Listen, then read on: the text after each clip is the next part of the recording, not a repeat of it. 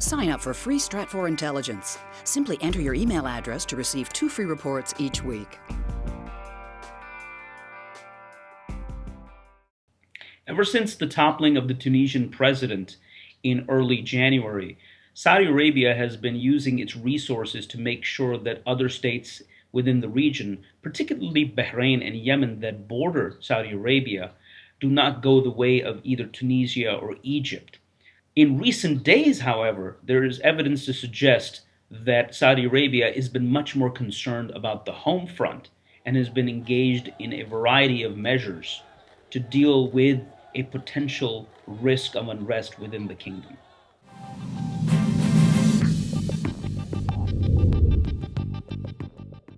Over the past several days, the Saudi kingdom has engaged in a variety of measures to try and prevent the kind of uprising that we've seen in other Arab countries.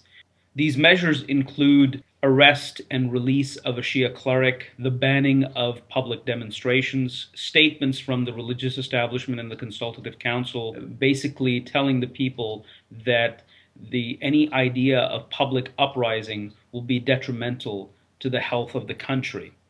Therefore, it appears that the Saudis are moving along several fronts to try and keep the nascent unrest in the kingdom within check.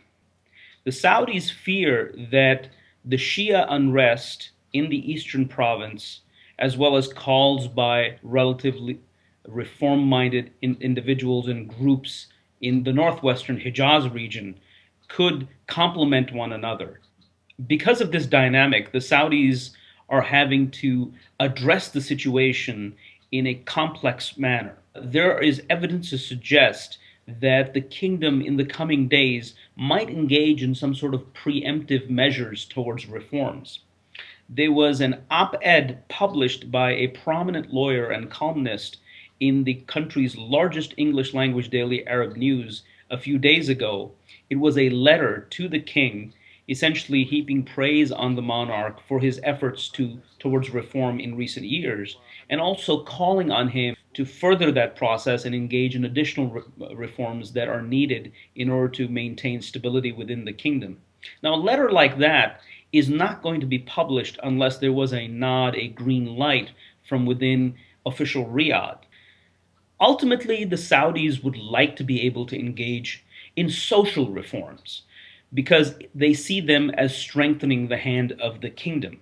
The problem with social reforms is that it pits a variety of forces against one another. The conservatives, who've been a key pillar of stability within the kingdom, oppose any reforms that open up society. And the reformers, on the other hand, are pressing for it. Meanwhile, in between, you have the Shiite minority that is trying to enhance its status within the kingdom. And then, of course, the Saudis are concerned that any reforms should not allow Iran to exploit the situation to its advantage.